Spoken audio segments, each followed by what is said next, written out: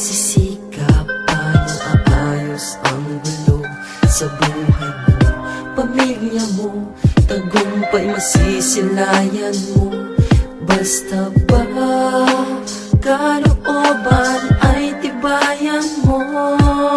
Gigising, trabaho, matutulog at gigising. Trabaho, matutulog kung ito ay iisipin. Paulit-ulit lang para bang wala ng kulay. Palaging ganito, ano ang punto ng iyong buhay? Sa sweldo, babayad, sa sweldo, babayad.